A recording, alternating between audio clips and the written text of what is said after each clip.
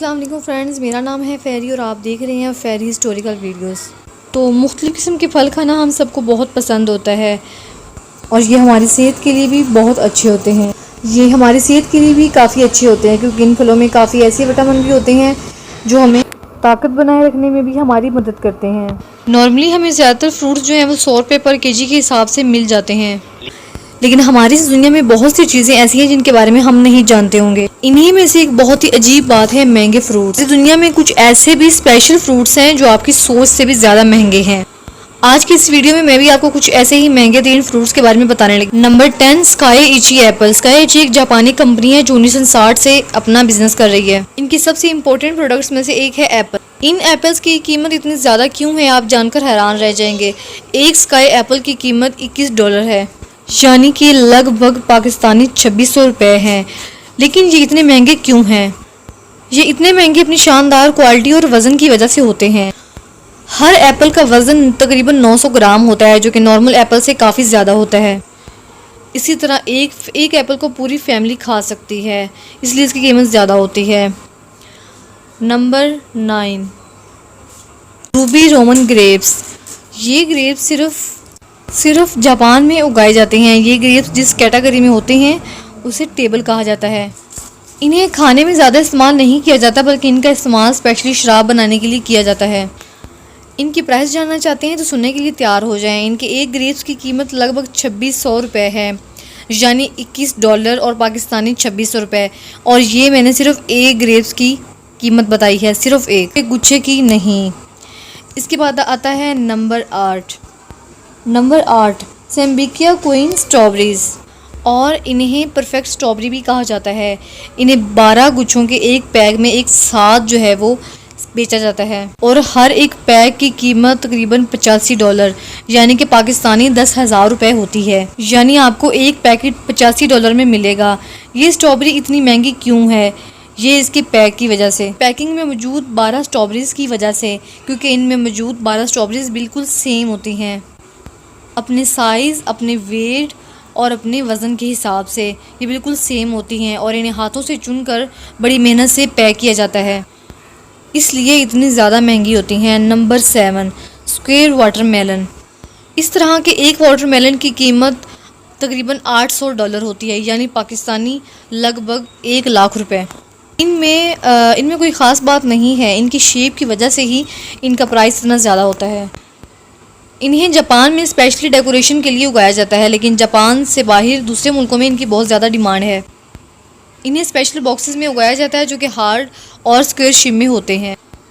इसके बाद है नंबर 6, तायोनो तोमाकू मैंगोज़। आम हम सबको बहुत पसंद होते हैं। आपने आज तक जितने भी आम खाए हैं उनकी प्राइस इतनी ज़्यादा नहीं होती होगी जितनी आप अभी सुनेंगे। इन 2 मैंगोज़ को एक साथ एक बॉक्स में बेचा जाता है और इन दोनों की जो प्राइस है वो है $3,000, यानी कि पाकिस्तानी 3,75,000 रुपये। और इनकी कीमत इतनी ज़्यादा क्यों होती है? इनको जापान में उगाया जाता है और इनको उगाने वाली कंपनी का नाम है तायोनो तोमाकू मैंगोज़, जिसका मतलब है सूरज में अंडा। ये देखने में बिल्कुल अंडे की तरह लगते हैं और इनमें मीठा भी बिल्कुल कम होता है।